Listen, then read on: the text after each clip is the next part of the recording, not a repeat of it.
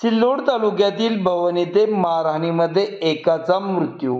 2 आरोपींविरुद्ध सिल्लोड ग्रामीण पोलीस ठाण्यात गुन्हा दाखल। आज रविवार 5 एप्रिल रोजी सिल्लोड ग्रामीण पोलिसांच्या वतीने माहिती देण्यात आली की सिल्लोड तालुक्यातील भवन येथे कौटुंबिक नात्याला काळिमा फासणारी धक्कादायक घटना शुक्रवारी दुपारी 4:30 वाजता घडली असून भाऊजाईचा विनयभंग करून भाऊ आणि पुतण्याने तिला वाचवण्यासाठी आलेल्या पतीला बेदम मारहाण केल्याने त्यांचा जागीच मृत्यू झाला आहे।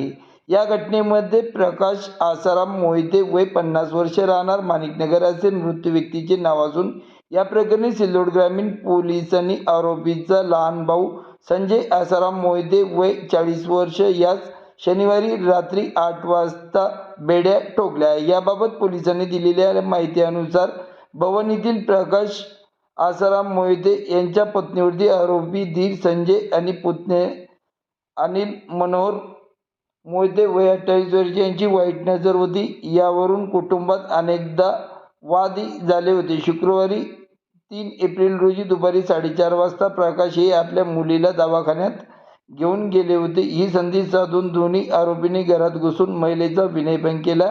तेवढ्यात प्रकाशच्या घरी परतले।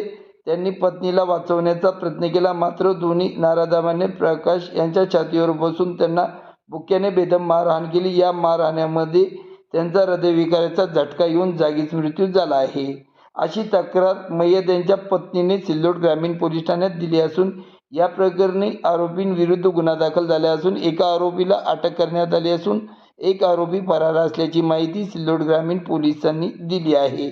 या प्रकरणी सिल्लोड ग्रामीण पोलीस ठाण्याचे सहाय्यक पोलीस निरीक्षक ठाकरे हे या घटनेचा पुढील तपास करीत आहे, अशी माहिती आज रोजी माध्यमांना सदरील माहिती देण्यात आली आहे।